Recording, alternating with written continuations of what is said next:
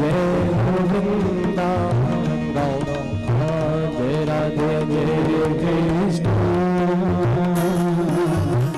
जय वृंदावन ओ यमुना तट राधा बंसी तट मोहन ओ यमुना तट बंसी तट जय राधा जय कृष्ण जय वृंदावन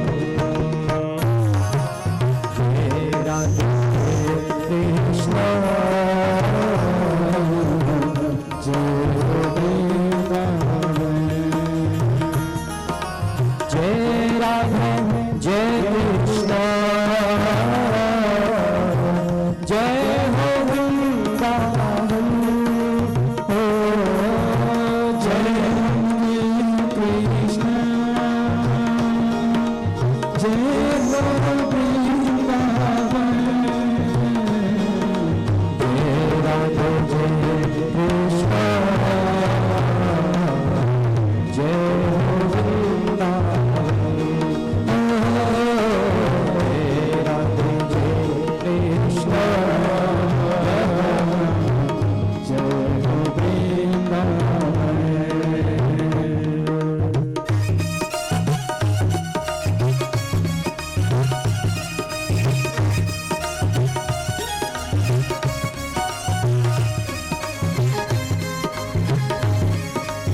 वृंदावन व्यास भगवान की जय हरि ओम स्वस्ति स्वस्ति स्वस्ति नस्तारिक्षो वरिष्ठनेमिः स्वस्ति नो बृहस्पतिर्दधातु पृथग्स्वामरुतः पुष्टिमातरः शुभं जाति श्रीमद्भागवत महापुराण की व्यास भगवान की जय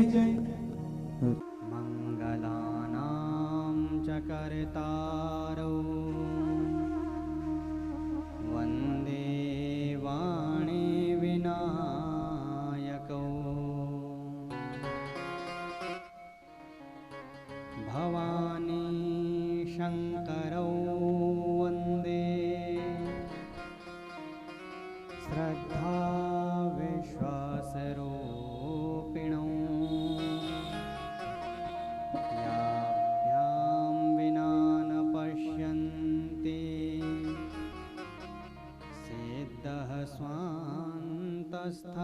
स्वान्तस्थमीश्वरम् वन्दे बोधमयं नित्यं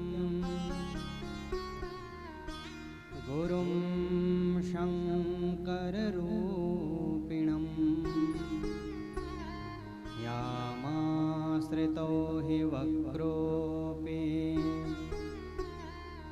चन्द्रः सर्वत्र वन्द्यते वसुदेवसुतं देवं कंसचाणूरमर्दनं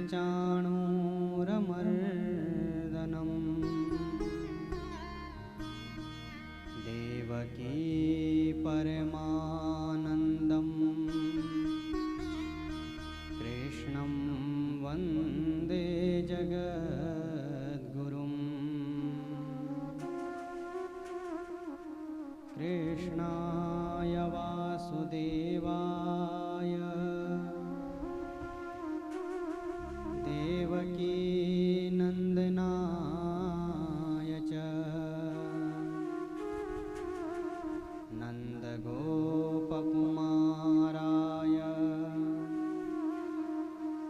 गोविन्दाय नमो नमः।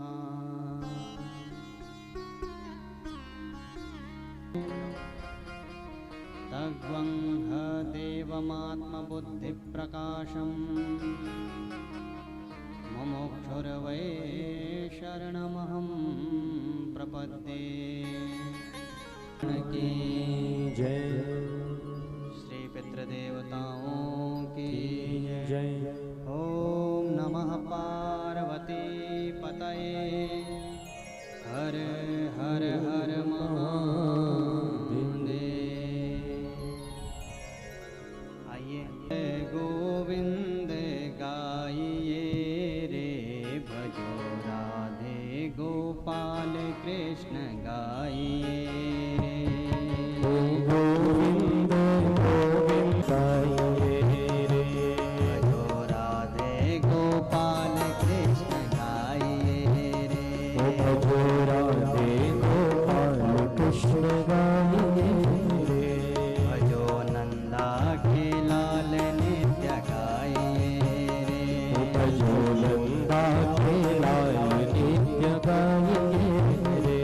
भजो राधे गोपाल कृष्ण गाइए रे। सच्चिदानंद श्री कृष्ण चंद चरणारविंद मकरंद मिलिंद महानुभावों, भगीरथ प्रयत्न के माध्यम से आज हम सब लोग इस श्रीमद् भागवती कथा मंदाकिनी का रसप ग्रहण करने के लिए सब उपस्थित हैं। अतिशय भगीरथ प्रयत्न करने के पश्चात और प्राप्त हुआ करता है हमारे, क्योंकि यह कथा अनुष्ठानात्मक है की कीर्ति जीवित है, वह स्वर्ग में है और जीवित है वह स्वर्ग में ही विद्यमान है। और जिनकी कीर्ति के प्रताप से आप और हम सबको यह दिव्य भागवती ज्ञान सप्ताह यज्ञ कथा मंदाकिनी का अमृत ग्रहण करने का जो परम पुण्य लाभ प्राप्त हुआ है, निश्चित ही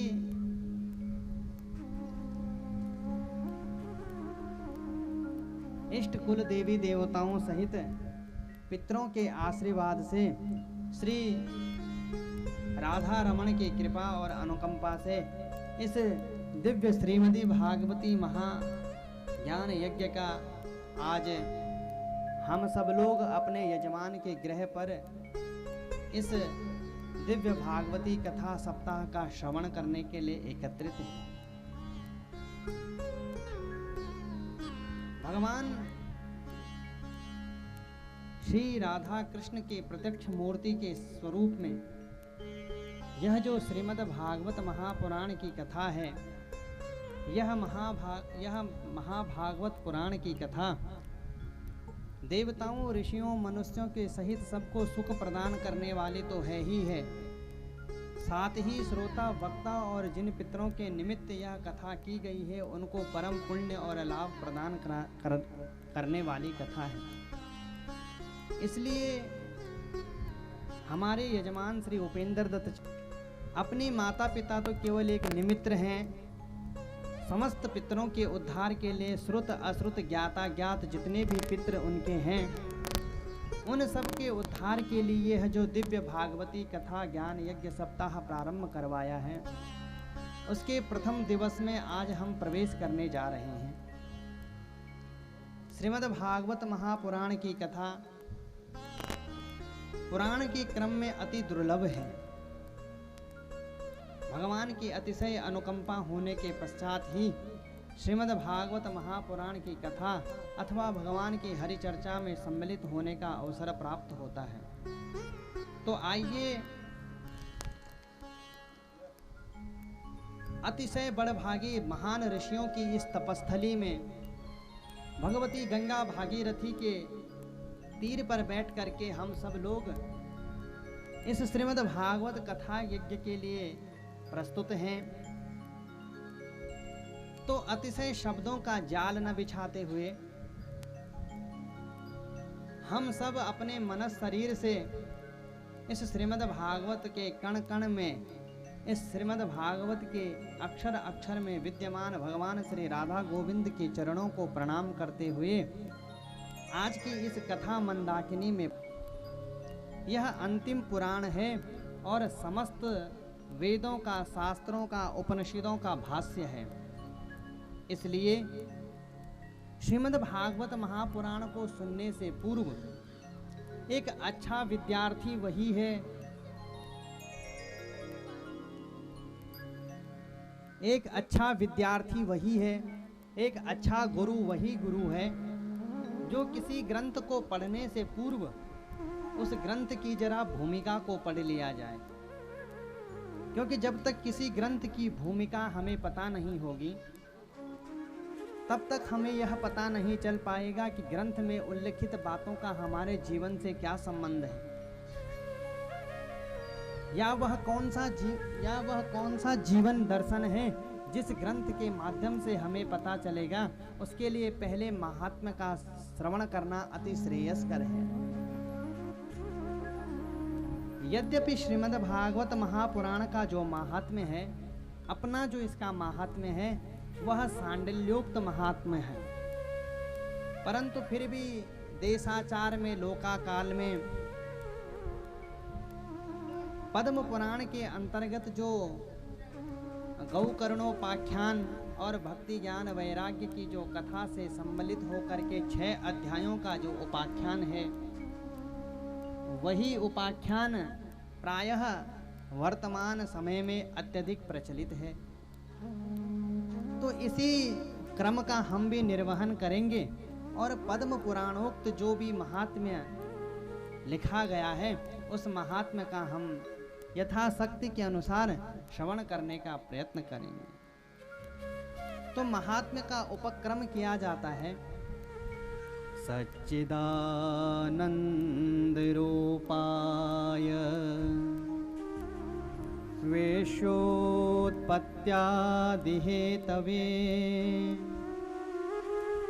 तापत्रय विनाशाय श्रीकृष्णाय वयं नुमः। बोले श्री कृष्णाय वयं नुमः। हम सब मिलकर के श्री कृष्ण चंद्र के चरणों का ध्यान करते हैं, उनको प्रणाम करते हैं। बोले किन श्री कृष्ण चंद्र के चरणों का ध्यान करते हैं? बोलो जो सत घन, चित घन और आनंद घन है। सत का अर्थ होता है जो लौकिक दृष्टि में हर जगह विद्यमान है, कण कण में जिसकी सत्ता विद्यमान है उसे कहते हैं सत। चित जो उस कण कण को चैतन्यता प्रदान करने का कार्य करे, चिति चैतन्यम, उसका नाम है चैतन्य। और आनंद स्वरूप भगवान है। ऐसे श्री कृष्ण को प्रणाम करें जो सत घन, चित घन और आनंद घन है। विश्व की उत्पत्ति करना, विश्व का पालन करना और विश्व का संहरण करना जिनके हाथ में है, जो व्यक्ति को आदि दैविक, आध्यात्मिक और आदि भौतिक त्रिपतापों से मुक्ति प्रदान कर देते हैं, ऐसे श्रीमन भगवान श्री कृष्ण चंद्र के चरणों को हम सब प्रणाम करते हैं। केवल मैं प्रणाम करता हूँ या आप प्रणाम करते हैं ऐसा नहीं है। हम सब मिलकर के वयम नुमः, हम सब मिलकर के उनको प्रणाम करते हैं जो इस सृष्टि के उत्पत्ति कालक, पालक और संहारक हैं। ऐसे श्रीमन भगवान वासुदेव श्री कृष्ण के चरणों को प्रणाम करते हुए श्री सूत जी महाराज नैमिषारण्य नामक तीर्थ पर बैठे हुए हैं। उनके समक्ष 88,000 सनकादि ऋषि एक साथ उपस्थित हैं, जिनमें सबसे ज्येष्ठ और श्रेष्ठ हैं श्री शौनक जी महाराज। ये परम ऋग्वेदी हैं। शौनक जी महाराज ने आज श्री सूत जी से प्रश्न किया कि हे भगवान, हे सूत जी महाराज, आप अपने गुरु महाराज की कृपा से सभी विषयों के ज्ञात अज्ञात श्रुति पुराणोक्त जितने भी विषय स्मृति इत्यादि जितने भी विषय हैं उन विषयों में आप परम निष्णात हैं, आप परम भागवत हैं। तो आप समस्त शास्त्रों का सार लेकर के हमें यह समझाने का प्रयत्न कीजिए भगवान कि हमारी दृष्टि के संसार में जहाँ तक यह संसार दिखाई दे रहा है उसमें केवल इस त्रिगुणात्मक प्रकृति में भगवान सूर्य ही ऐसे एक हैं जिनकी किरणों के देदीप्यमान तेज से समस्त अंधकार दूर हो जाता है, समस्त तिमिर ध्वस्त हो जाता है महाराज। लेकिन प्रायः देखने में आता है कि भगवान सूर्य की रश्मियों में भी वह तेज नहीं है, भगवान सूर्य के प्रकाश में भी वह बात नहीं है कि व्यक्ति के हृदय में रहे हुए अंधकार को वह दूर कर सकें। इसलिए हे भगवान, अज्ञान ध्वांत विध्वंस कोटि सूर्य समप्रभ सूताख्याहि कथासारम मम कर्ण रसायनम। हे भगवान, जिस अंधकार को भगवान सूर्य की रश्मियां शांत नहीं कर सकती हैं, मिटा नहीं सकती हैं, वह अंधकार अज्ञान का अंधकार प्रत्येक व्यक्ति के हृदय में समाया हुआ है। इसलिए ऐसे अज्ञान को अंधकार को दूर करने के लिए आप अपने गुरु महाराज की कृपा से स्वयं साक्षात ज्ञानवंत सूर्य के समान ही हैं। इसलिए हे भगवान, आप अपनी मनीषा की मथानी उठाइए और समस्त शास्त्रों का आलोडन कीजिए और बताइए हमें कि आप अपनी बुद्धि से क्या निश्चित करते हैं। श्रेयसाम यद भवत् श्रेयः पावनानां च पावनम् कृष्ण प्राप्ति करश्यश्वत् साधनं तद्वदाधुना। हे भगवान, आप हमें यह बताइए कि जो स्वयं कल्याण मूर्ति है लेकिन जिसका स्मरण हो जाने मात्र से पवित्र भी परम पवित्र हो जाता है, जिसका स्मरण कर लेने मात्र से समस्त अमंगल दूर हो जाते हैं और मंगलों का भी जो मंगल करने वाला है, ऐसे मंगल मूर्ति भगवान के विषय में आपका क्या कथन है। क्योंकि हमने सुना है कि उन परम पुरुष भगवान के चरणों का स्मरण करने मात्र से व्यक्ति के समस्त दुख दूर हो जाते हैं। इसलिए आप बताइए कि ऐसे परम पुरुष परमात्मा के विषय में आपका क्या कथन है। भक्ति ज्ञान और वैराग्य जिससे बढ़ सके वैष्णवों को क्या करना चाहिए।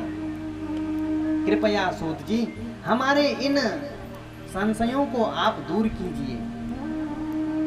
क्योंकि हे भगवान, संसार में केवल दो ही चीजें देखने को मिल रही हैं, एक इस धरती पर है, दूसरी स्वर्ग में है। इसके अतिरिक्त तीसरी कोई ऐसी वस्तु नहीं है जो व्यक्ति की समस्त मनोकामनाओं को पूर्ण करने का सामर्थ्य रखती हो। बोले कौन कौन? बोले एक है महाराज चिंतामणि और एक है कल्प वृक्ष। बोले चिंतामणि और कल्प वृक्ष का वैशिष्ट्य है महाराज, इनके गुणों की विशेषता है कि एक चीज मांग ली जाए तो चिंतामणि और स्वर्ग स्थित कल्प वृक्ष स्वर्ग के भोगों को भी आपके समक्ष प्रकट करने का सामर्थ्य रख। चिंतामणिर लोक सुरम सुरद्रुहु स्वर्ग संपदाम, स्वर्ग की संपदा भी आपके समक्ष प्रकट हो सकती है। लेकिन हे भगवान, स्वर्ग के कल्प वृक्ष में और धरती की चिंतामणि में वह सामर्थ्य विद्यमान नहीं है जो भगवान नंद नंदन का, भगवान लक्ष्मी नारायण का, राधा कृष्ण का साक्षात दर्शन करा सके। यह गुण, यह वैशिष्ट्य तो केवल प्रयक्षति गुरु प्रीतो वैकुंठम योगी दुर्लभम। बड़े बड़े योगियों के लिए भी जो वैकुंठाधीश और वैकुंठ बड़ा दुर्लभ है, गुरु महाराज की छत्र छाया में बैठकर, गुरु के चरणों में बैठ कर के एक बार जिसने गुरु की शरणागति को स्वीकार किया, तो हे सूत जी, निश्चित ही राधा रमण विहारी के दर्शन होने में भी देर नहीं लगेगी। इसलिए आप बताइए भगवान कि इस संसार के जो समस्त भय हैं, समस्त दुख हैं, समस्त कष्ट हैं, उनसे दूर होने का अंतिम उपाय क्या माना जाए, क्या निश्चित किया जाए। जब सूत जी से ऐसा प्रश्न ऋषियों ने पूछा, तो सूत जी ने कहा कि भैया ऋषियों, जरा कथा हम तुम्हें सुनाएंगे, लेकिन एक बात का उत्तर आप हमें दीजिए। इस संसार में सबसे अधिक भयप्रद चीज कौन सी है? एक विश्वव्यापक भय जिससे व्याप्त हो, ऐसा भय कौन सा है?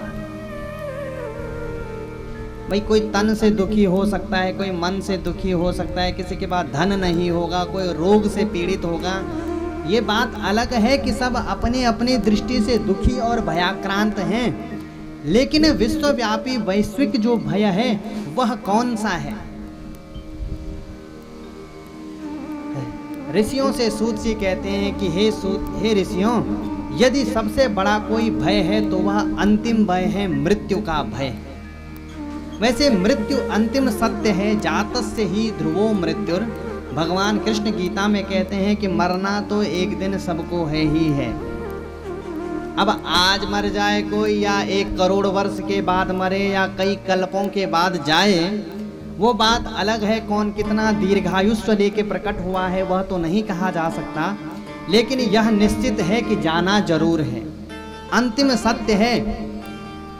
तो हे ऋषियों, अंतिम सत्य अगर मृत्यु है तो मृत्यु के भय से प्राणी मात्र भयाक्रांत है, और मृत्यु के भय से भी जो छुड़ाने का सामर्थ्य रखता है, उस शास्त्र का नाम है श्रीमद् भागवत।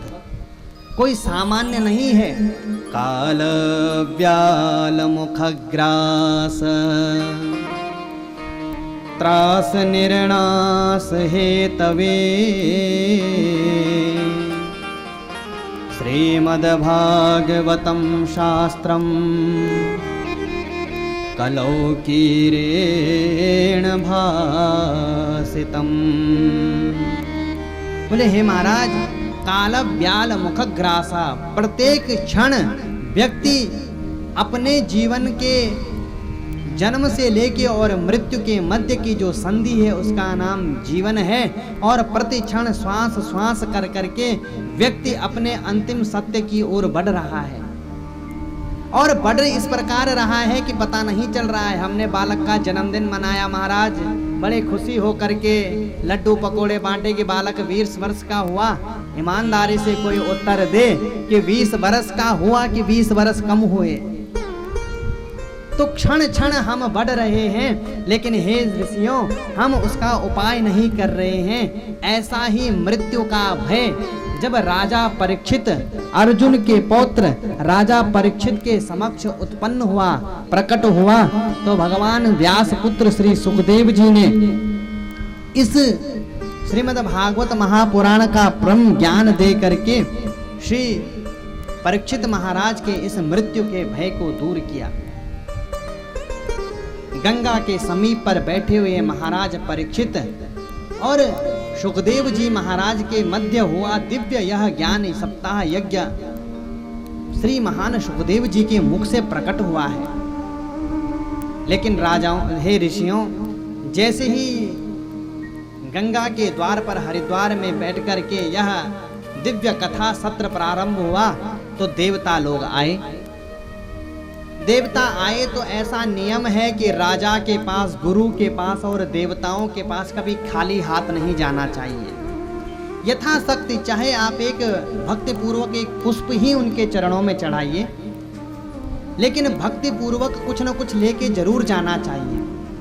तो देवता आए और देवता लेके आए स्वर्ग का अमृत। स्वर्ग का अमृत ला करके श्री सुखदेव जी महाराज के समक्ष रखा।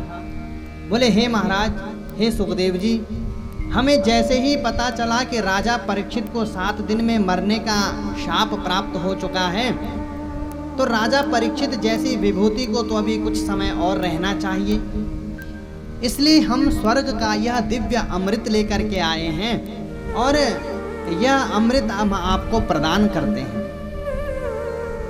सुखदेव महाराज ने कहा, भैया कि अमृत तो तुम लेकर के आए, हमने तुम्हें बुलाया नहीं, कोई निमंत्रण भेजा नहीं, आज तुम स्वयं आए और अमृत लेकर के आए, बड़ा विचित्र मामला है महाराज। बोले हाँ महाराज, ये स्वर्ग का अमृत है, हमने आपके हाथ में दिया है और हम आपसे निवेदन करते हैं कि यह अमृत आप राजा परीक्षित को पिला दीजिए। एक बार राजा परीक्षित ने यह अमृत ग्रहण कर लिया, यह अमृत पी लिया, तो हम गारंटी लिख के दे सकते हैं महाराज कि राजा परीक्षित की मृत्यु नहीं होगी। बोले वो तो ठीक बात है भैया, हम पिला ही देंगे, लेकिन भैया तुम देवताओं को हम बहुत ठीक ठीक जानते हैं,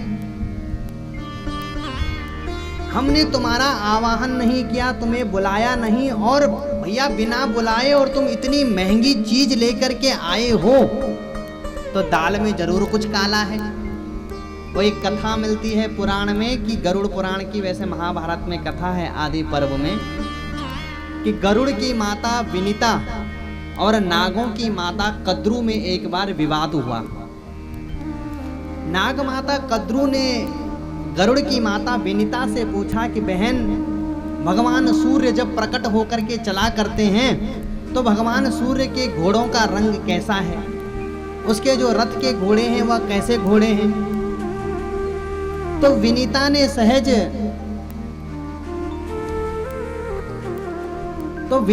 सहज उत्तर दिया कि बहन, भगवान सूर्य के रथ के घोड़े सफेद रंग के हैं, श्वेत वर्ण के हैं। तुरंत नाग माता विनीता ने अपने पुत्रों को बुलाया, नागों को, और नागों से कहा कि बेटा, भगवान सूर्य जब सुबह हो करके अपने रथ पर आरूढ़ होकर के चले तो तुम सूर्य के रथ के समीप इस प्रकार से चलो कि सूर्य के रथ के जो घोड़े हैं, अश्व हैं, वो ढक जाएं। अपनी माता की आज्ञा को स्वीकार किया। प्रातः सूर्योदय हुआ, भगवान सूर्य चले तो नागों से आच्छादित होकर के चले, तो जो घोड़े का रंग सफेद था वह काला दिखाई देने लगा। नाग माता कद्रू ने कहा, बहन विनीता देख रही है, तूने कल रात को कहा था कि भगवान सूर्य का रंग, घोड़ों का रंग वह सफेद है, ये तो काला निकला, अब तुम हमारी दासी हुई। अब गरुड़ की माता विनीता नाग माता कद्रू की दासी बनी, तो नागों की क्या बिसात गरुड़ के सामने, लेकिन दास की पुत्र हैं तो इसलिए नाग 24 घंटे के, भैया गरुड़ ने किधर आइयो, थोड़ा जरा घुमा के ले आए, हिमालय की चोटी से और सागर की गहराई तक घुमाता रहे हमें। गरुड़ महाराज बड़े परेशान हैं। एक दिन उन्होंने नागों से कहा कि देखो भैया, इस सृष्टि का कोई सबसे कठिन कार्य, एक कार्य तुम हमसे करवा लो, हम रोज रोज ये तुम्हारा कार्य नहीं कर सकते। कोई एक अति कठिन कार्य जो तुम्हें लगता हो कि अमुक कार्य इस सृष्टि का सबसे कठिन कार्य है, तुम वह कार्य हमसे करवा लो, लेकिन मुझे और मेरी माता को तुम दासत्व से मुक्त करो। नागों ने कहा ठीक है भैया गरुड़, अगर तू यही चाहता है तो जा, ऐसा करके स्वर्ग में जा और स्वर्ग में जा करके अमृत का कलश लेकर के आ, हम सब नाग अमृत पी लेंगे तो हम तुझे और तेरी माता को दासत्व से मुक्त करेंगे। गरुड़ चले, स्वर्ग पहुंचे और महाराज गरुड़ ने स्वर्ग पर धावा बोल दिया। जो झपट्टा मार करके अमृत का कलश उठाने लगे कि महाराज देवता सब झगड़ा डंडा लेकर के मारने के लिए तैयार। इतना भीषण और विकराल युद्ध इंद्र और गरुड़ में हुआ, वो प्रसंग नहीं है, अन्यथा बड़ी लंबी कथा है। लेकिन कहने का अर्थ क्या है?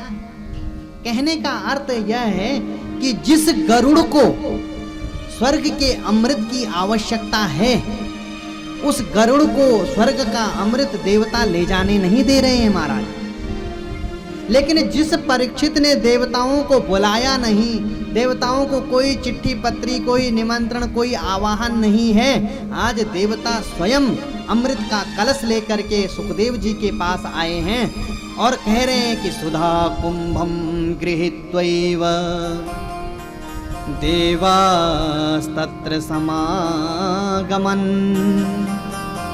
प्रपास्यामो वयं सर्वे श्रीमद्भागवतामृतम्। हे महाराज, ये स्वर्ग का अमृत आप राजा परीक्षित को पिलाइए। हम लिख के दे सकते हैं आपको कि राजा परीक्षित की मृत्यु नहीं होगी। वो ठीक है भैया, लेकिन इसके बदले में महाराज जो कथा अमृत आप राजा परीक्षित को पिलाने जा रहे हैं, ये सब महाराज हमें पिला दीजिए। और ये सब काम तब होगा महाराज एवं विनिमये जाते, पहले लिख करके दो कि आपस में हमारे सामान की जो अदला बदली है वो ठीक ठीक हो गई है। सुखदेव ने कहा, वाह भैया देवताओं, आज तक तो सुना था कि देवता अपना कार्य करवाने में किसी भी हद तक जा सकते हैं, किसको छल लेवे, कहाँ क्या कर दें कोई पता नहीं है। आज देख भी लिया। अरे देवताओं, ये तुम्हारा स्वर्ग का अमृत ऐसा है जैसे कोई किसी सुनार के पास जावे, एक कांच का टुकड़ा उठावे और कांच का टुकड़ा उठा करके एक सुनार से कहे, स्वर्णकार से कहे कि भैया स्वर्णकार, नहीं तुम हमारा ये कांच का टुकड़ा रख लो और इसके बदले में कोई बढ़िया दिव्य मणियों से जटित कोई आभूषण हमें प्रदान करो। तो जैसे कांच के टुकड़े के मोल में कोई स्वर्ण का बहुमूल्य आभूषण नहीं आ सकता, वैसे ही हे देवताओं, तुम्हारा ये स्वर्ग का अमृत मेरी कथा अमृत के समक्ष कांच से भी नीचे है, इसलिए यह तुम्हें प्राप्त नहीं हो सकता। हाँ, तुम भक्त बन करके आते, पिपासु बन करके आते तो निश्चित मैं यह रसपान तुम्हें अवश्य कराता, लेकिन तुम तो सौदागर बन करके आए हो। अभक्तास्तांश्च विज्ञाय न ददौ सकथामृतम् श्रीमद् भागवती वार्ता सुराणाम अपि दुर्लभा। अभक्त देवताओं को नहीं दिया, डांट करके भगा दिया उनको। तो सूत जी कहते हैं कि ऋषियों, ये श्रीमद् भागवत महापुराण की कथा वो कथा है जो देवताओं के लिए भी दुर्लभ है। देवता चाहे भी तो नहीं श्रवण कर सकते और मानवों को बड़ी सुगमता से प्राप्त है। लेकिन देवता लोग पृथ्वी से चले और ब्रह्मलोक में पहुंचे। ब्रह्मलोक में जाकर के ब्रह्मा जी से कहा कि महाराज देख रहे हैं आप, हम देवता हो करके यह भागवत का अमृत पान नहीं कर पा रहे हैं और वहां मानवों को देखो महाराज चकाचक करके रात दिन सुबह शाम जब मन करे महाराज खूब गोते लगाए जा रहे हैं। ऐसा क्या है आखिर इस भागवत महापुराण में? सुखदेव बाबा कह रहे थे कि 7 दिन में गारंटी के साथ में परीक्षित को मोक्ष हो जाएगा कथा सुन के। ब्रह्मा जी ने कहा, देवताओं तुम लोग भयभीत बहुत जल्दी हो जाते हो। अरे अभी तो 7 दिन की बात है, पहले 7 दिन बीत तो जाने दो। अरे पहला ही दिन है आज, अभी 7 दिन देखते हैं आगे आगे होता है क्या। लेकिन 7 दिन के पश्चात पुराणों का स्पष्ट वचन है कि जिस व्यक्ति को सर्प काट ले उसकी अधोगति अवश्य होगी। लेकिन तक्षक जैसे नाग के डसने के बाद भी जब राजा परीक्षित को 7 दिन में मोक्ष प्राप्त करते हुए देगा तो राज्यो मोक्षम तथा वीक्ष्य पुरा धातापि विस्मितः, वो विधाता ब्रह्मा भी आश्चर्य में पड़ गया। उसने एक ब्रह्मलोक में तुला उठाई, तराजू, एक तरफ श्रीमद् भागवत महापुराण को रखा और दूसरी तरफ समस्त शास्त्रों को रखते चले गए। जैसे ही तोला तो लघुन्यन्यानि जातानि गौरवेण इदम महत्। श्रीमद् भागवत महापुराण के समक्ष अन्य जितने भी शास्त्र से उन शास्त्रों की गरिमा फीकी पड़ गई। जैसे आकाश में हजारों तारे विद्यमान हैं, सब में अपना अपना प्रकाश है, लेकिन भगवान सूर्य के उदित होते ही सब धूमिल हो जाते हैं। वैसे ही श्रीमद् भागवत महापुराण के समक्ष समस्त अन्य पुराण जित देखो ज्ञान की महत्ता है। ऐसा नहीं कि और पुराणों में कुछ नहीं है, ज्ञान की महत्ता है।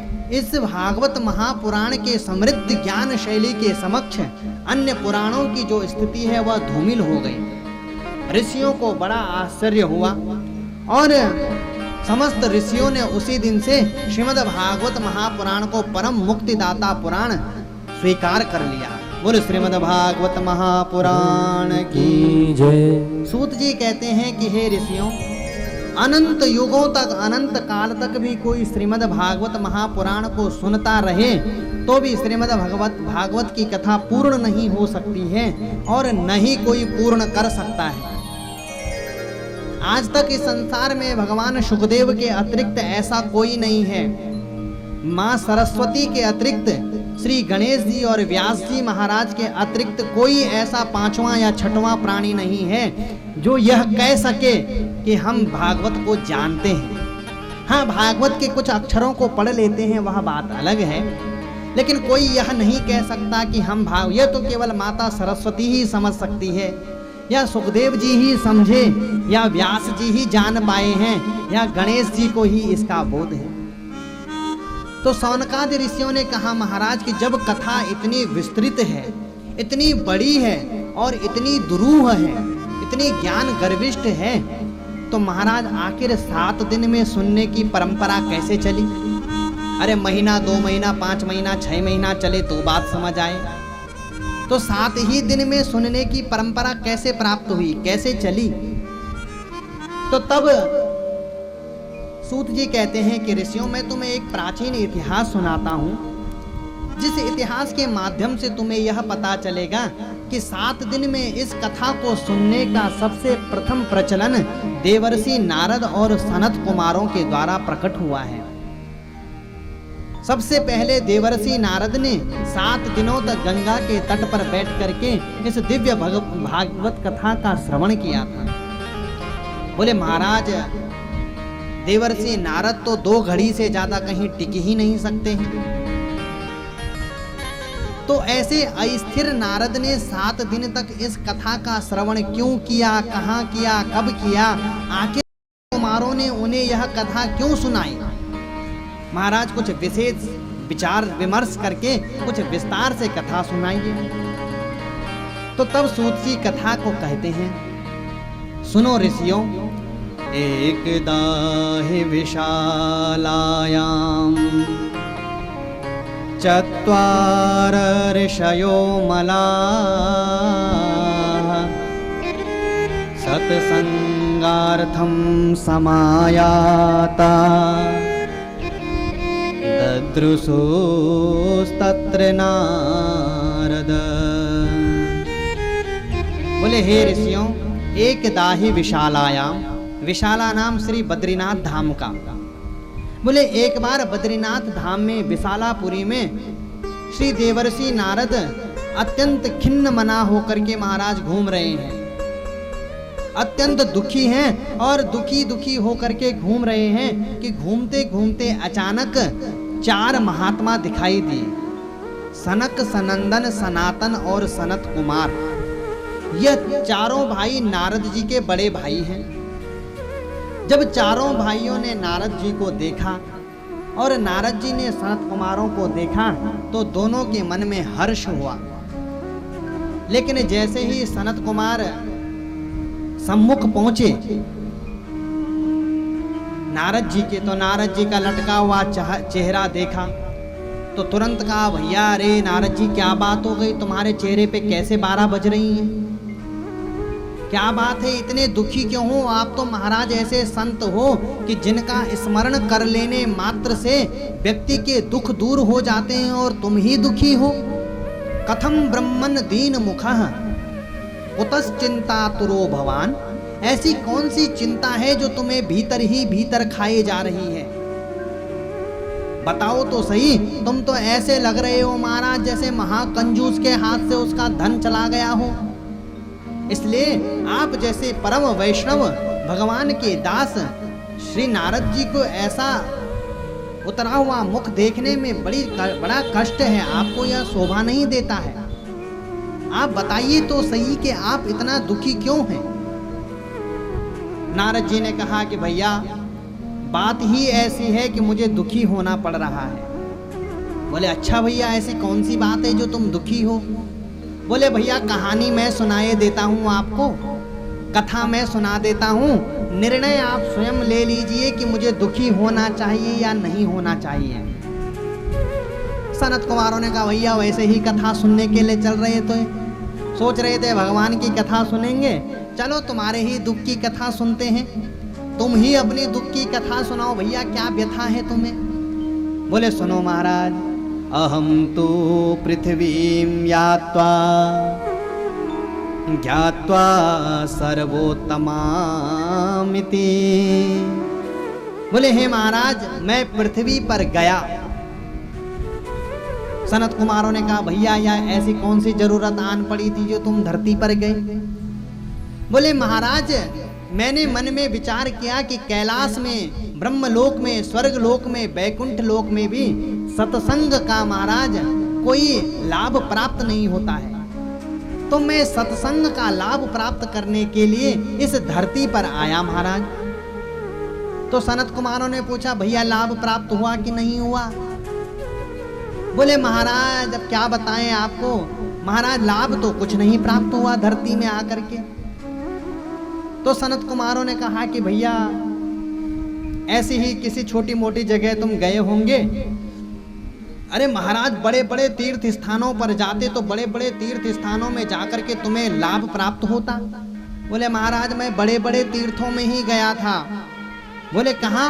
बोले हरिक्षेत्रम, कुरुक्षेत्रम, श्रीरंगम, सेतु बंधन, मारा रामेश्वरम गया, हरिद्वार गया, कुरुक्षेत्र गया, काशी, बनारस, इस धरती के जितने तीर्थ हैं जो परम सत्संग की भूमि मानी जाती हैं उन सब तीर्थों में गया महाराज, लेकिन सब जगह मामला एक जैसा। इन बड़े बड़े तीर्थों में इधर उधर भटकता रहा महाराज, लेकिन सत्संग का लाभ प्राप्त नहीं हुआ। ऐसा कोई नहीं मिल पाया जिसके साथ बैठ करके ज्ञान की पिपासा शांत हो पाती।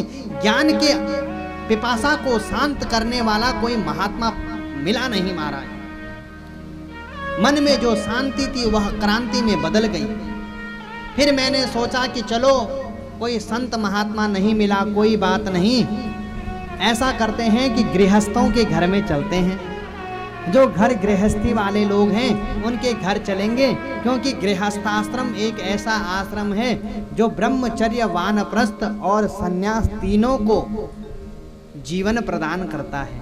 इसलिए गृहस्थों के घर में चलें, कुछ उनसे गृहस्थ धर्म की सीख हम लेवें और कुछ हम उन्हें प्रदान करें। लेकिन महाराज गृहस्थों के घर पे गया तो यहाँ अलग ही तांडव मचा है। बोले क्यों? बोले तरुणी प्रभुता गे शालको बुद्धिदायक कन्या विक्रयिणो लोभा दंपति नाम चकलकनम। हे महाराज गृहस्थों के घर पर गया तो गृहस्थों के यहाँ जाकर के जो थोड़ी बहुत शांति बची थी वो भी क्रांति में बदली। महाराज आज का युग ऐसा युग आ गया है कि विवाह जैसे पवित्र बंधन को लोगों ने आज के समय में एक व्यापार का माध्यम बना डाला, जहां जिससे जैसा सौदा फिक्स हो जाए महाराज उसके साथ विवाह हो जाता है। और महाराज जो पति पत्नी संसार के सागर को पार करने वाले दो मुख्य कारण हैं, उन्हीं में महाराज 24 घंटे लड़ाई झगड़ा मची हुई है महाराज। परम शांत जिस स्थान को होना चाहिए वहीं महाराज परम महाभारत जुड़ी हुई है। इसलिए गृहस्थों के यहाँ से भी घूम करके आ गया, लेकिन मन को शांति नहीं मिली। उत्तर से दक्षिण और पूर्व से पश्चिम में 8 दिशाओं 10 दिशाओं में अंतरिक्ष धरती में घूमने के बाद भी संत को शांति नहीं मिली महाराज। अंत में तो एक ही निर्णय निकला महाराज। बोले क्या? कि इस समय धरती पर न योगी नैव सिद्धोसी न ज्ञानी सत्क्रियो नराः कलिदावा नले नाद्य साधनम भस्मताम गतः। हे महाराज, अब धरती में न कोई योगी रह गया है, न कोई सिद्ध है, न कोई महात्मा है। अरे अधर्म रूपी मित्र के साथ मिलकर के कलयुग ने ऐसा तांडव मचाया है कि तीर्थों में तीर्थत्व नहीं रह गया, देवताओं में देवत्व नहीं रह गया है। जहां देखो अधर्म का ही साम्राज्य है महाराज। ये सब देख करके सुन करके महाराज हृदय को अत्यंत पीड़ा हुई। एवं पश्यन कलेर दोषान पर्यटन नवनीमहम यामुनम तटमापन्नो यत्र लीला हरेरभूत। यह सब देख करके अंत में एक ही निर्णय निकला महाराज कि छोड़ो इस संसार को। अब तो अंतिम समय में हम उस नगर को प्रस्थान करेंगे जहां हमारे बाल मुकुंद श्री कृष्णचंद्र ने नंगे पैर होकर के यमुना के पुलिन पर रमण किया है महाराज। ये सोच करके मैं वृंदावन में पहुंचा। लेकिन महाराज, जिस व्यक्ति का वर्ग खराब होता है, जिसका भाग्य खराब है, फिर उसके साथ सब कुछ खराब ही होता चला जाता है।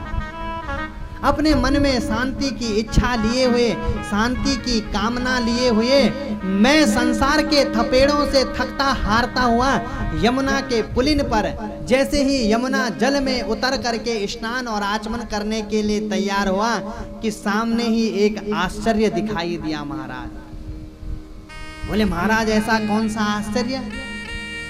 बोले तत्राश्चर्यं मया दृष्टम श्रूयतां तन्मुनीश्वराः एका तो तरुणी तत्र निषण्णा खिन्नमानसा। बोले हे महाराज, आश्चर्य क्या देखा कि मैंने देखा कि एक सर्वांग सुंदर युवती बैठी हुई है, बेचारी रो रही है। तमाम दास दासियां उसे घेरी हुई हैं और उसके सामने दो वृद्ध पुरुष लेटे हुए हैं महाराज। उनको देख देख करके वह दिव्य युवती रो रही है। मैंने जब सामने यह दृश्य देखा तो मन में अत्यंत पीड़ा हुई कि ओह, संत के रहते हुए कोई कष्ट में है। तो तुरंत महाराज मैं चला, थोड़ी आगे बढ़ा के जरा पूछूं, देवी जी आपको क्या कष्ट है, आप क्यों रो रही हैं? लेकिन थोड़ी दूर गया, फिर सोचा कि भैया सारी देवियां ही देवियां बैठी हुई हैं।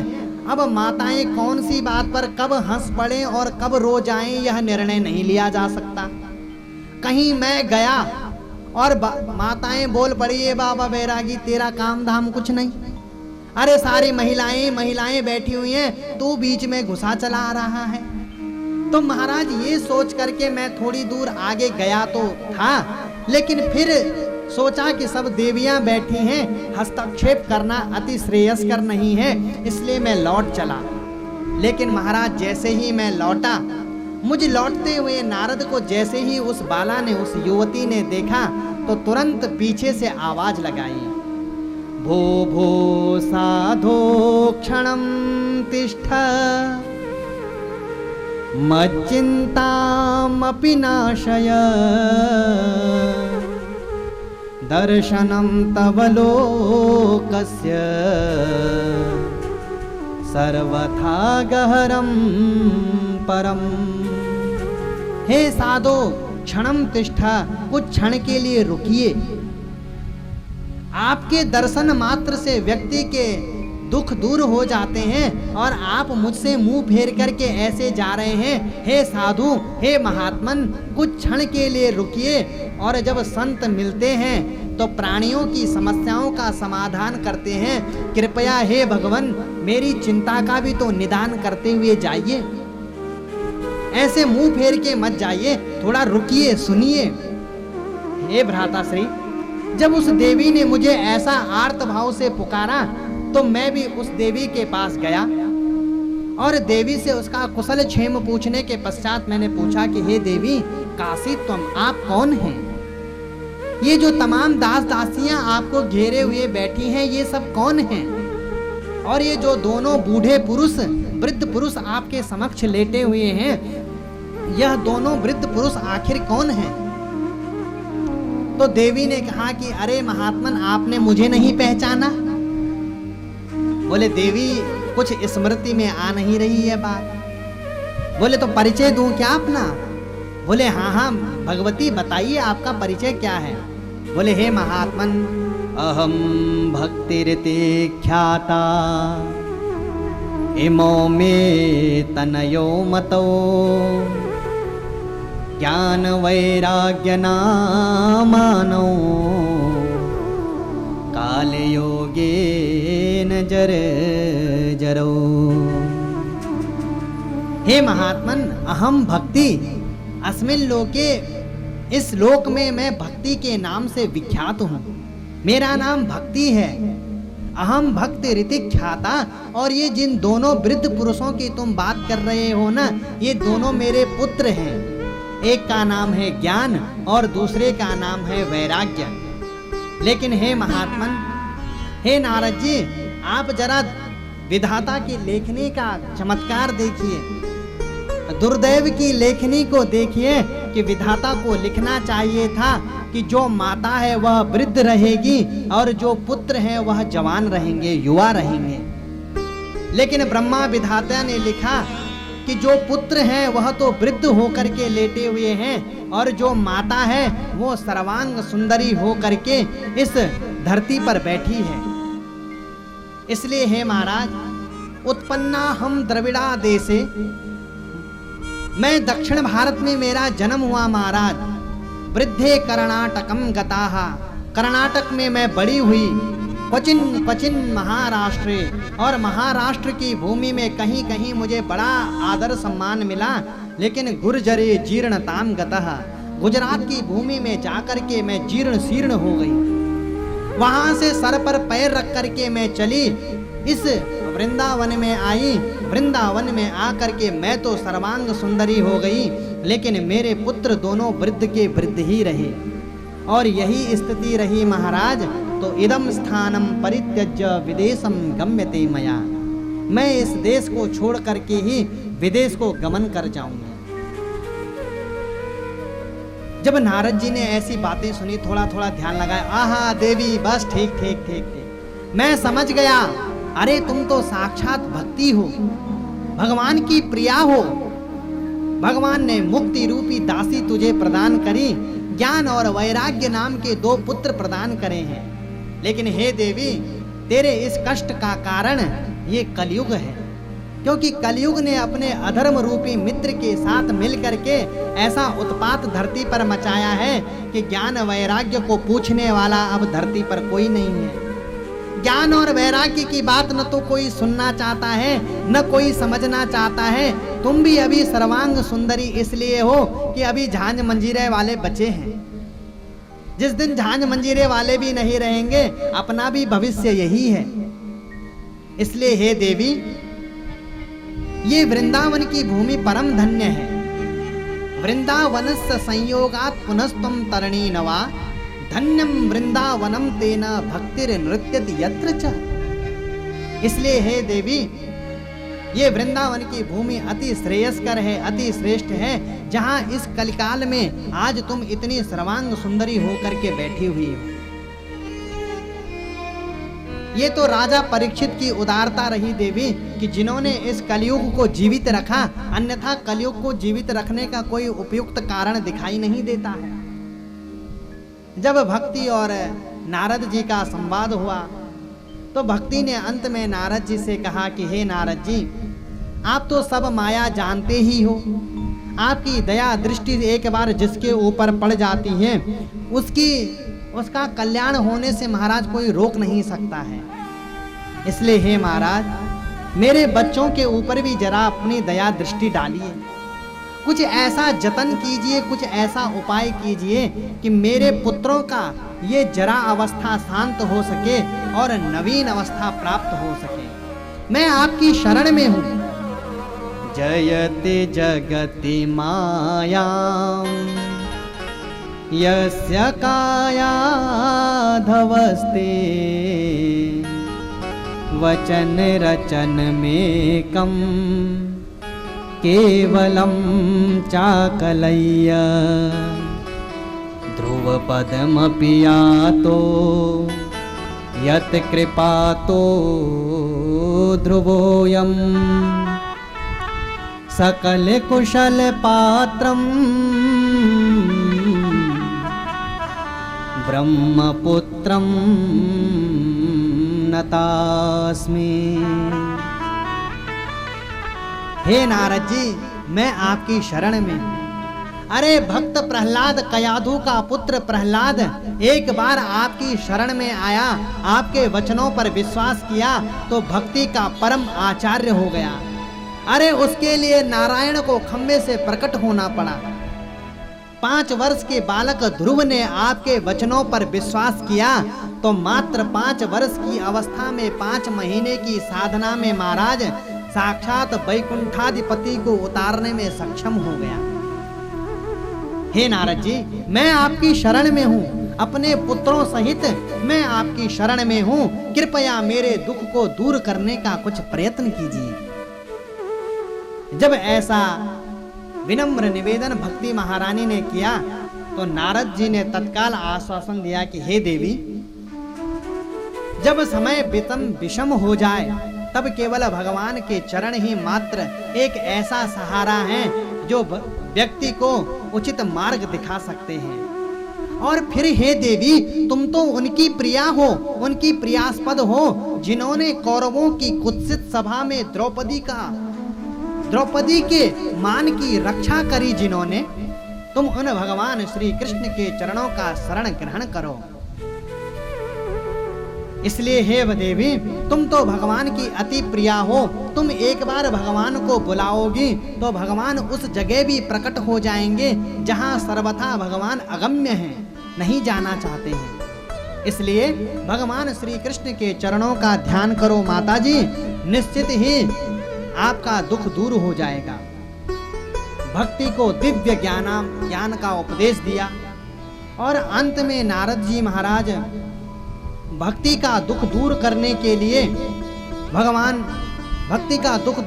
के लिए प्रयत्न करने लगे। ज्ञान और वैराग्य के कान के पास मुंह ले जाकर के गीता का, वेद का, वेदांत का, तमाम शास्त्रों का पारायण करते चले गए महाराज, लेकिन ज्ञान वैराग्य की निद्रा नहीं टूटी। गीता के पाठ हो गए महाराज, एक नहीं हुआ, हजारों हजार पाठ कर डाले। गीता पाठेर मुहुर्मुहु, हजारों पाठ हुए लेकिन ज्ञान वैराग्य की तंद्रा टूटी नहीं महाराज। थोड़ी देर जागे परंतु फिर जमाई लेके सो जावे महाराज। त्रिलोक में हाहाकार मच गया कि जो ज्ञान वैराग्य नारद के जगाने से नहीं जाग रहे हैं, भला वह किसके जगाने से जगेंगे। नारद जी की तो पसीने छूट गए महाराज, ज्ञान वैराग्य नहीं जागे। अब तो नारद जी बड़े चिंतित। उसी समय आकाशवाणी हुई, हे देवर्षे, तुम जो कार्य कर रहे हो उसमें तुम अवश्य सफल होगे, लेकिन इसके लिए तुम्हें कोई सत्कर्म करना पड़ेगा। कोई सत्कर्म कीजिए और उस सत्कर्म का स्वरूप क्या होगा कोई संत तुम्हें समझाएंगे। तो नारद जी ने कहा, महाराज जो अब तक कर रहा था क्या ये सत्कर्म नहीं था? अगर ये सत्कर्म नहीं है तो सत्कर्म की परिभाषा क्या है? सत्कर्म कहाँ किसे जाएगा? ज्ञान वैराग्य को भक्ति सहित छोड़ वृंदावन की भूमि में नारद जी चले। बड़े बड़े तीर्थों में घूमे महाराज, बड़े बड़े संत महात्माओं से मिले। महाराज सत्कर्म की परिभाषा क्या है? सत्कर्म किसे कहा जाए? अब जो बड़े बड़े मठाधीश से महाराज हो तो नारद जी को देख के वैसे ही निकल लिए। नारद जी को उत्तर देना कोई सामान्य बात थोड़ी है। कोई महाराज आप ही को नहीं पता तो हमें क्या पता हो। लेकिन नारद जी को विशेष उत्तर देने वाला कोई मिला नहीं। नारद जी कहते हैं कि हे भैया, भक्ति ज्ञान और वैराग्य का दुख जब मुझसे दूर नहीं हुआ, इस समस्त धरती पर भूमंडल पर भ्रमण करने के पश्चात भी मुझे अब तक वह सत्कर्म प्राप्त नहीं हुआ है, वह उपाय प्राप्त नहीं हुआ है जिससे मैं भक्ति के दुख को दूर करूं और ज्ञान वैराग्य को पुनः जीवंत कर सकूं। हे महाराज, अब मैं आपकी शरण में आया हूं और आप तो महाराज कोई सामान्य महात्मा हैं। 24 घंटे एक ही दिव्य महामंत्र आपके मुखारविंद पर नित्य रमण करता रहता है महाराज। हरि शरणम मेवा, हरि शरण का मंत्र आपके मन में 24 घंटे विश्राम विराजमान है। हरि शरणम, हरि शरणम, हरि शरणम, हरि शरणम, शरणं हरि शरणं, हरि शरणं, हरि शरणं, हरि शरणम, हरि शरणम, हरि शरणम, हरि शरणम, हरि शरणं, हरि शरणं, हरि शरणं, हरि शरणं। यही एक मंत्र है प्यारा, हरि शरणम, हरि शरणम। यही एक मंत्र है प्यारा, हरि शरणं, हरि शरणं। यही एक मंत्र है प्यारा, हरि शरणम, हरि शरणम।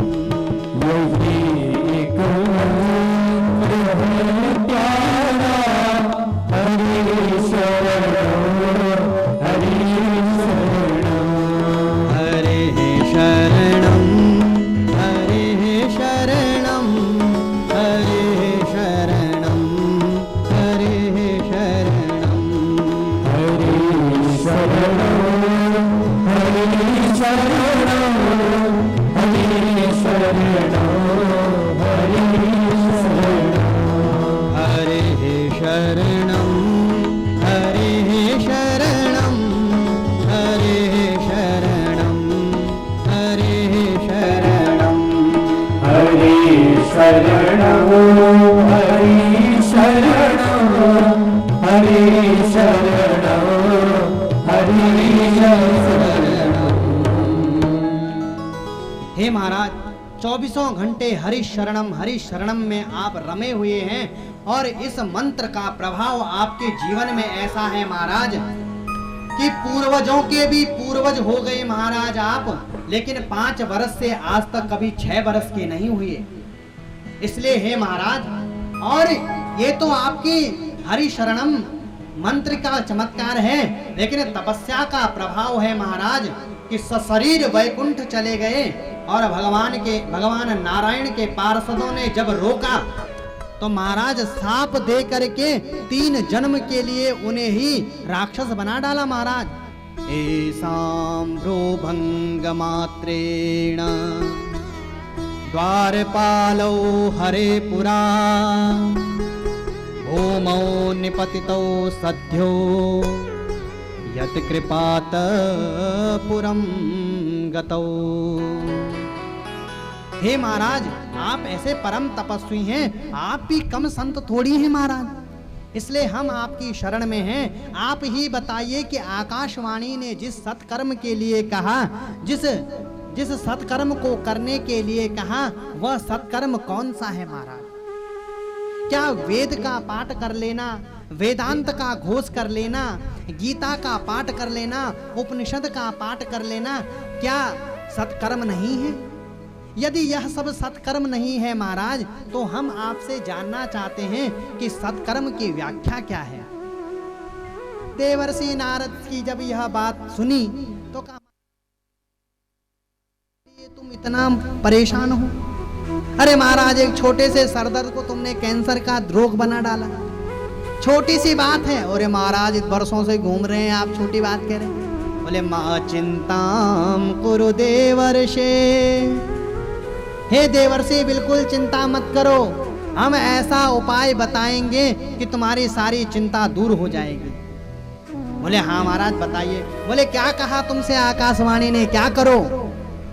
बोले हे महाराज आकाशवाणी ने कहा कि सत्कर्म कीजिए, जब आप सत्कर्म करेंगे तब ज्ञान वैराग्य का दुख दूर हो।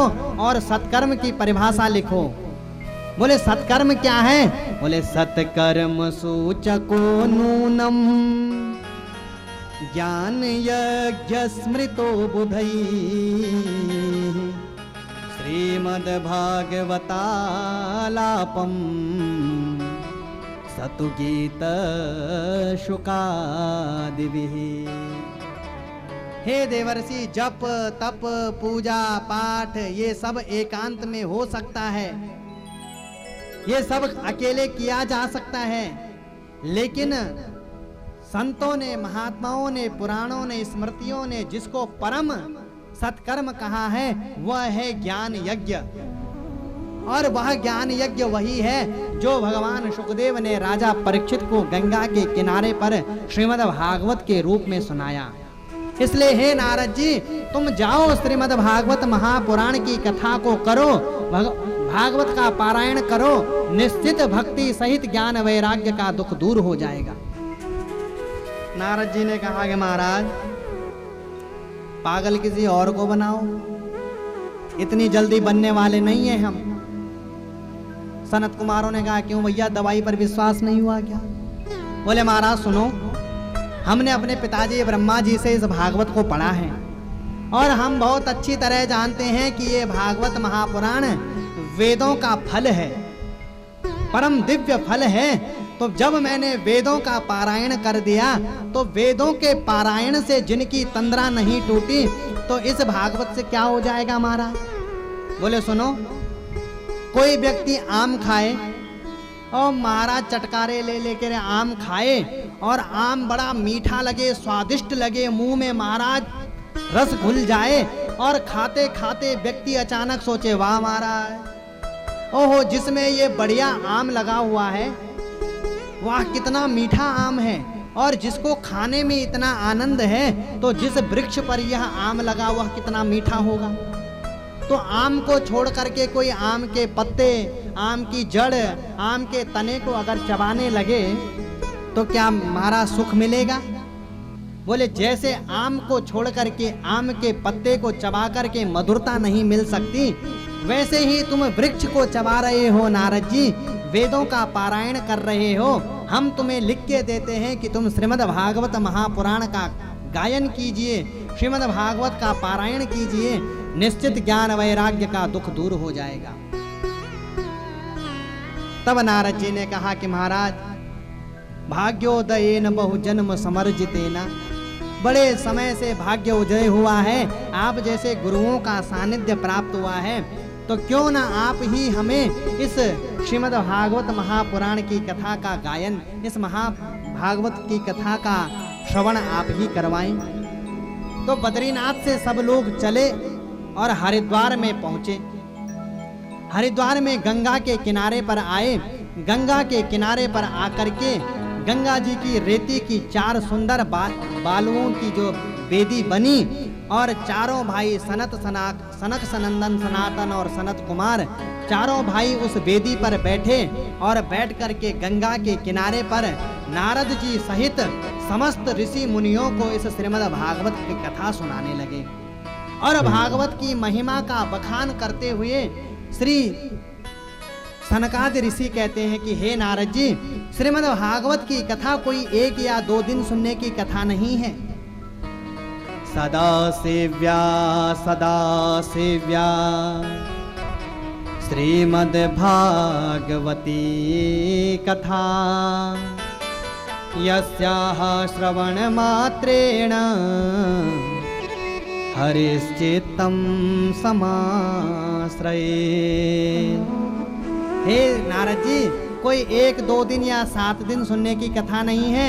सदा सेव्या निरंतर जब तक हो सके इस कथा का श्रवण करते रहना चाहिए, क्योंकि इस कथा के श्रवण मात्र से व्यक्ति के हृदय में वह घनश्याम श्याम सुंदर सदा के लिए चिपक जाता है, सदा के लिए बैठ जाता है। और हे नारद जी, इस कथा को जिसने अपने जीवन में एक बार भी नहीं सुना, तो स्पष्ट कहते हैं श्री सनकादिक ऋषि कि आजन्म मात्रमपि येन सठेन किंचित् चित्तं विधाय सुख शास्त्र कथा न पीता चांडालवच्च खरवत् बतते न नीतं मिथ्या स्वजन्म जननी जन दुख भाजा। हे नारद जी, एक बार भी अपने जीवन काल में जिसने इस श्रीमद् भागवत की कथा का श्रवण नहीं किया, उसने वस्तुतः अपने जीवन का मूल्य प्राप्त ही नहीं किया है। ऐसे दिव्य भागवत की महिमा का वर्णन कर ही रहे थे सनकादिक ऋषि कि अचानक दूर से चलता हुआ एक संग आया, जो हरिनाम कीर्तन करते हुए एक संग दूर से चला आ रहा है और प्रभु की महिमा का गुणानुवाद कर रहा है। श्री कृष्ण गोविंद हरे मुरारे, हे नाथ नारायण वासुदेव। श्री कृष्ण गोविंद हरे मुरारी, हे नाथ नारायण वासुदेवा। श्री कृष्ण गोविंद हरे मुरारे, हे नाथ नारायण वासुदेवा। श्री कृष्ण गोविंद हरे मुरारी, हे नाथ नारायण वासुदेवा। हे नाथ नारायण वासुदेवा, हे नाथ नारायण वासुदेवा। हे नाथ नारायण वासुदेवा, हे नाथ नारायण वासुदेवा। श्री कृष्ण गोविंद हरे मुरारी, हे नाथ नारायण वासुदेवा। श्री कृष्ण गोविंद हरे मुरारी, हे नाथ नारायण वासुदेवा। हे नाथ नारायण वासुदेवा, हे नाथ नारायण वासुदेवा। हे नाथ नारायण वासुदेवा, हे नाथ नारायण वासुदेवा। श्री कृष्ण गोविंद हरे मुरारी, हे नाथ नारायण वासुदेवा।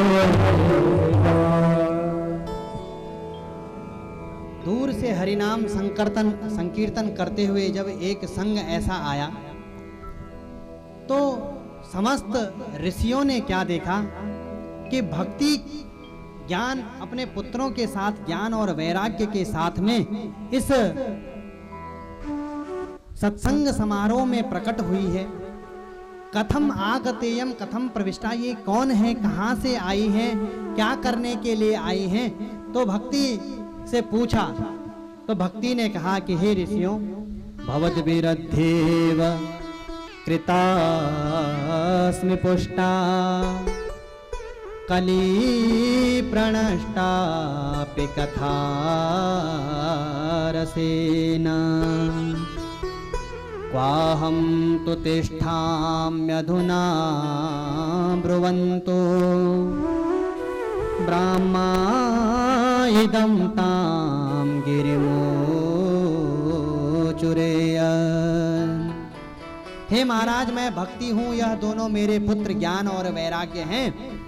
आपके इस दिव्य भागवत ज्ञान यज्ञ के दिव्य कथा के कथानक श्रवण से मैं और मेरे पुत्रों को जो जरा अवस्था थी, जो शोक था, संतप्त था, वह सब दूर हो गया है।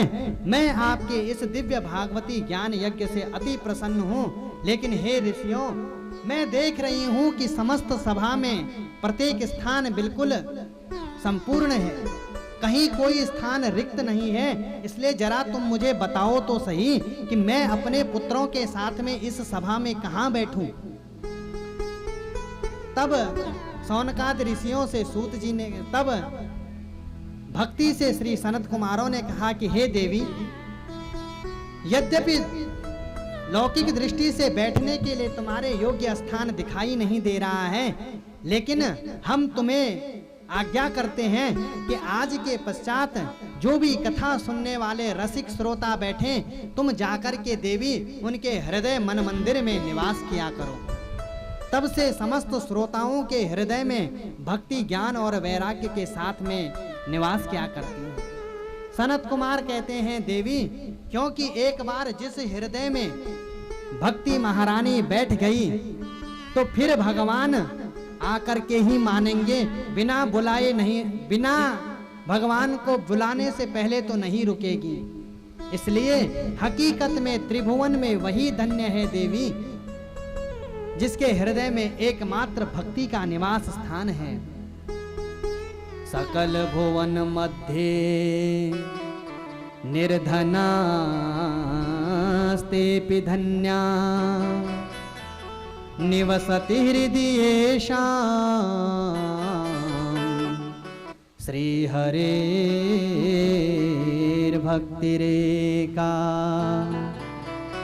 हरिरपि निजलोकं सर्वथा तो विहाय प्रविशति हृदि तेषां भक्तिसूत्रोपनद्धः।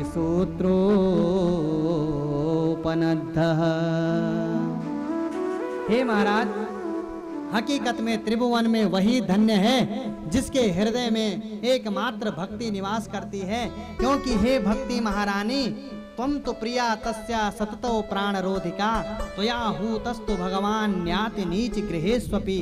तुम बुलाओ और भगवान न आए, इसलिए तुम वैष्णवों के भक्तों के हृदय में निवास करो, क्योंकि तुम्हारे आ जाने से ही भगवान का प्राकट्य हो ही जाएगा। तो ऐसे भागवत के दिव्य महात्म्य को सुनाया।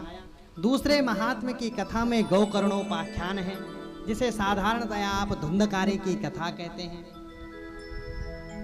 प्रायः अनुष्ठानात्मक कथा में इस कथा का वर्णन अंतिम दिन किया जाता है, क्योंकि ऐसी मान्यता है भागवत के महात्म्य में कि श्राद्ध के समय में यदि इस कथा का पारायण किया जाए तो पितरों को मुक्ति प्रदान होती है।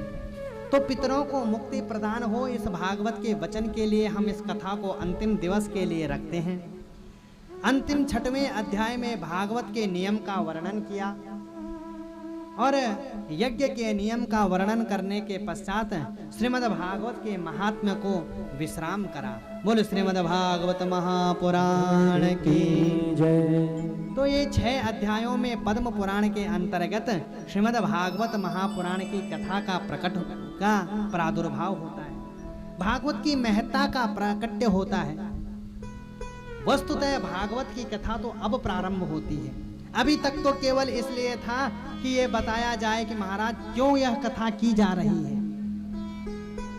अभी तक आज के दिवस में यह पता चला कि भक्ति ज्ञान और वैराग्य कैसे प्रकट होंगे, उसकी कथा है।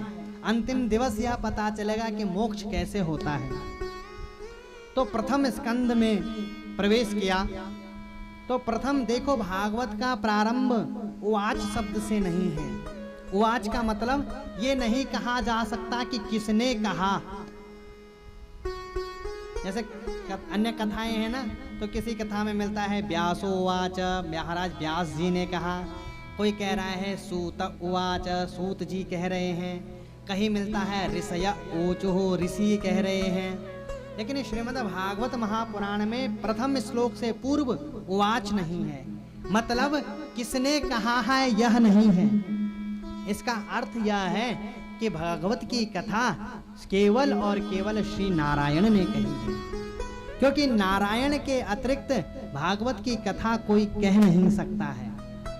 क्योंकि श्वेताश्वतरोपनिषद कहता है कि यो ब्रह्माणं विदधाति पूर्वं यो वै वेदांश्च प्रहिणोति तस्मै तद्वं ह देवमात्म बुद्धि प्रकाशम मुमुक्षुर वै शरणमहं प्रपद्ये।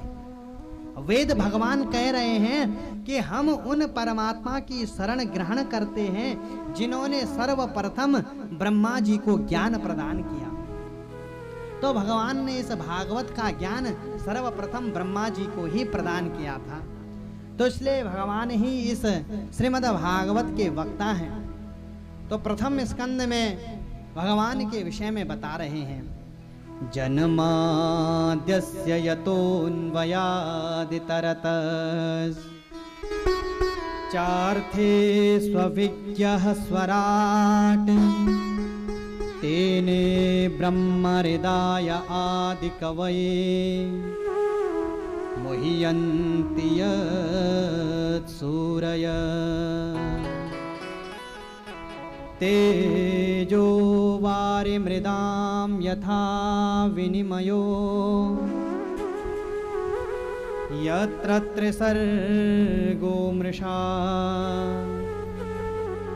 धाम्ना स्वेन सदा निरस्तकुहकं सत्यं परं धीमहि। हम उस परम सत्य का ध्यान करते हैं। किस परम सत्य का ध्यान? बोले जन्माद्यस्य यतः, जो जन्म और मृत्यु से परे है। जन्म मृत्यु के देह की जो षड ऊर्मियों से जो सर्वथा परे है, जिससे इस समस्त सृष्टि का उत्पन्न, जिससे यह समस्त सृष्टि उत्पत्ति होती है, जिससे पालन होता है और जिसमें इस सृष्टि का अंत में लय हो जाता है। जिन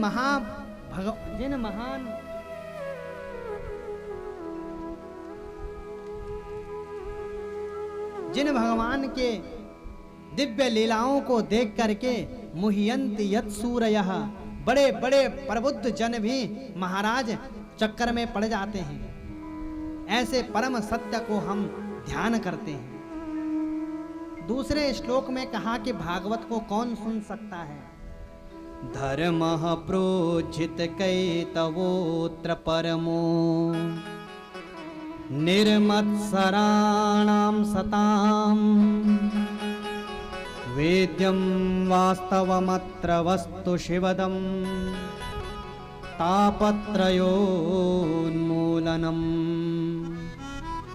श्रीमद्भागवते महामुनिकृते किं वा परैरीश्वरः सद्यो हृद्यवरुध्यतेऽत्र कृतिभिः शुश्रूषुभिस्तक्षणात्। बोले महाराज, धर्मः प्रोज्झित, ये भागवत महापुराण ऐसा नहीं है कि किसी एक व्यक्ति के लिए है। सर्वथा द्वेष और ईर्ष्या की भावना से परम परे है। ऐसा नहीं है कि विष्णु भक्त ही इस कथा को सुन सकते हैं, श्री शंकर के भक्त नहीं सुन सकते हैं, या देवी के भक्त नहीं सुन सकते हैं, या अन्य किसी के कोई श्रद्धास्पद भक्त जिसके हैं उसके भक्त इस कथा को नहीं सुन सकते हैं। क्यों? क्योंकि यह भागवत परम कैतव धर्म से रहित है, यानी कि राग द्वेष ईर्ष्या मोह का कोई भी भाव इस भागवत में नहीं दिखाई देता है। और एक बार जहां भागवत कहती है, व्यास जी कहते हैं कि जहां आपके हृदय में एक बार यह विचार आया कि हमें भागवत सुननी है, चमोली जी ने कार्ड लिखा और कार्ड में आपका नाम लिखा और नाम लिख करके आपके घर पे प्रेषित करा कि भगवान हमारे घर पे अमुक दिवस से लेकर अमुक दिवस तक भागवत की कथा का कार्यक्रम है, आपको कथा सुनने आना है। आपने पत्रिका खोली, निमंत्रण पत्रिका को खोला और देखा अच्छा चमोली जी के घर में कथा है, भैया अपन भी जरूर कथा सुनने जरूर जाएंगे। जहां आपके मन में यह विचार उत्पन्न हुआ कि हमें श्रीमद् भागवत की कथा सुननी है, तो व्यास जी कहते हैं कि हे महात्मनों, हे प्रबुद्ध जनों, जहां आपके मन में यह विचार प्रकट हुआ कि भागवत की कथा को सुनना है, तत्क्षण उसी समय भगवान आपके हृदय में आकर के बैठेंगे और बैठने के बाद अवरुद्ध हो जाएंगे। अवरुद्ध का मतलब समझे?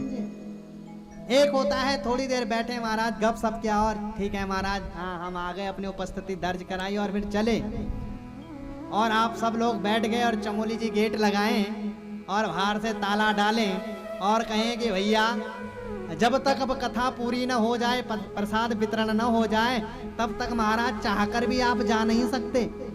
तो महाराज चाहे मन मार के ही बैठोगे पर बैठना तो पड़ेगा।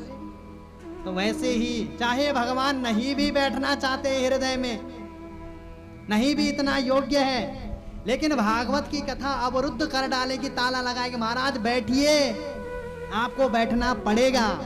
सद्यो हृदयव रुद्य तेत्र कृतिभिः शुश्रूषुभिः तत् नपुंसक लिंग, उसी क्षण बैठ जाएंगे आपके हृदय में। यह है अनुबंध चतुष्टय। और अंतिम श्लोक में, भागवत के तीसरे श्लोक में इसका फल है, निगम कल्प तरोर गलितम फलम शोकमुखादमृत द्रव संयुतम पिबत भागवतम रसमालयम मुहुरहो रसिका भुवि भावुका। हे रसिक जनों, हे भावुकों, आओ आओ और मेरे इस दिव्य भागवती रूपी फल को पियो। क्यों? क्योंकि निगम, आगम और निगम, वेद शास्त्र पुराणों से सम्मिलित परम दिव्य अमृत तुल्य यह मेरा दिव्य भागवत का फल है, इसे पियो। किसी ने व्यास जी से कहा, महाराज यहाँ आपसे त्रुटि हो गई, लिखने में गलती हो गई महाराज। व्यास जी ने, क्यों भैया, क्या गलती कर गए हम जो तुमने पकड़ डाली? बोले भैया आप लिख रहे हैं कि फल को पियो। महाराज ऐसा फल तो आज तक दिखा नहीं। भैया केला होवे तो छील करके खावे आदमी, आम होवे तो चूस करके खावे, सेब होवे तो काट करके खाए। भैया काटने वाला फल सुना, छीलने वाला सुना, चूसने वाला सुना, ऐसा फल तो नहीं मिला माजा जो पिया जाए। बोले हाँ हाँ मैं सही कह रहा हूं कि मेरे इस फल को पियो। बोले महाराज पियो, आपके इस फल में ऐसा क्या भरा है? बोलो अमृत है। अरे अमृत क्या है? वेद भगवान कहते हैं कि भगवान रस हैं, रसराज हैं। रसो वै सह रसग्वं हेवायम लब्ध्वा आनंदी भवे। रसराज हैं भगवान, भगवान ही रस के रूप में विराजमान हैं इस भागवत के फल में, इसलिए पियो। इस बात को आप ऐसे समझिए, गर्मी का मौसम है महाराज, जेठ के महीने में तपती दोपहरिया में आप पैदल चल रहे हैं महाराज, प्यास के मारे कंठों तक प्राण आ चुके हैं। ऐसे में कोई बढ़िया एक जूस की दुकान आपको दिखी, आप जूस वाले के पास गए, भैया एक बढ़िया सा कोई जूस पिला दे भैया हमें। आपने जूस के लिए जो भी आपको अच्छा लगता है, आपने कहा भैया अनार का जूस पिलाओ हमें। तो जैसे ही आपने कहा कि भैया अनार का जूस पिलाओ, तो उसने क्या किया कि तुरंत अपनी मशीन में अनार के दाने डाले, उनका रस निकाला और छान छून करके आपके हाथ में एक गिलास रस पकड़ाया। अब विचार कीजिए कि जो रस आपके हाथ में है, उस रस में से आप क्या फेंकने वाले हैं और क्या पीने वाले हैं। क्योंकि जो कुछ फेंकने की चीज है वो सब पहले ही फेंका जा चुका है। वही बात व्यास जी कहते हैं कि हे ऋषियों, अन्य धर्म शास्त्रों में मैंने तमाम बातें लिखी, इस भागवत में तो केवल भगवान के चित्रों का चित्रण है, इसलिए आओ और इस भागवत की कथा का रसपान करो। 3 श्लोकों में भागवत का गुणानुवाद किया। अब कथा का उपक्रम सूत जी महाराज करते हैं कि एक नैमिषे निमिष क्षेत्रे ऋषयः सौनकादयः सत्रं स्वर्गाय लोकाय सहस्र सममासत।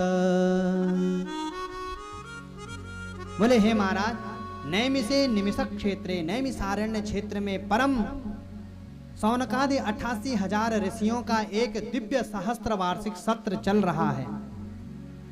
और देखो, सहस्त्र शब्द से आप क्या समझेंगे? वैसे तो संस्कृत में सहस्त्र शब्द का मतलब होता है 1000। अच्छा बताइए मुझे, 1000 वर्ष तक यज्ञ चला होगा? और 1000 वर्ष तक अगर यज्ञ चला हो तो सबके सब कथा में बैठने वाले, कहने वाले जीवित रहेंगे, इस बात पे संशय है कि नहीं है? 1000 वर्ष तक तो कैसे सहस्त्र शब्द को आप समझेंगे? तो अमरकोश कहता है कि सहस्त्र शब्दम अनंतवाची। सहस्त्र जो शब्द है वो अनंतवाची है। जैसे हम सब लोग यहाँ पे बैठे हैं और हम में से कोई एक आदमी को ये पूछे कि भैया नेक जरा देख के बताना कितने आदमी बैठे होंगे कथा सुनने, तो वो सहज भाव से कहे लग तो रहा है कि 101 आदमी तो बैठे ही होंगे। अब कोई निश्चित है नहीं कि 100 हैं कि नहीं है, कुछ नहीं है पता, लेकिन वो अनंतवाची शब्द के गुण धर्म का प्रयोग करते हुए 100 शब्द कह दिया। इसलिए सहस्त्र का मतलब है बहुत दीर्घ काल तक चलने वाला एक सत्र था। और यज्ञ का नियम है कि जब आप लोग यज्ञ करें तो यज्ञ के मध्य में जो रिक्त स्थान बचता है उसमें हम क्या करते हैं? अपनी बातें करते हैं। लेकिन यज्ञ का नियम है कि जब रिक्त स्थान हो तो भगवान की चर्चा करनी चाहिए, हरि चर्चा होनी चाहिए। तो ऐसे समय में आज सौनकादि 88,000 ऋषियों ने व्यास जी के परम शिष्य श्री सूत जी महाराज को आसन पर बिठाया, उनका पूजन किया और कहा कि महाराज हमारे कुछ प्रश्न हैं, आप अपने गुरु महाराज की कृपा से सभी विषयों में पारंगत हैं, निपुण हैं, आप हमारे प्रश्नों का समाधान कीजिए। हम जानना चाहते हैं महाराज, हम यह देख रहे हैं कि प्रायेणाल्पायुषा सभ्यः कलावस्मिन् युगे जना मंदा सुमन्दमतयः मंदभाग्यायुपद्रुताः। हे सभ्य, हे सभा में बैठने वाले योग्य महात्मन, हम अपनी दृष्टि से यह देख पा रहे हैं, ये युग का ऐसा धर्म है कि व्यक्ति चाहकर भी कुछ कर नहीं सकता है। 4 प्रकार की विडंबनाएं आप और हम सब प्रत्येक व्यक्ति के साथ हैं। बोले क्या? बोले सबसे पहले तो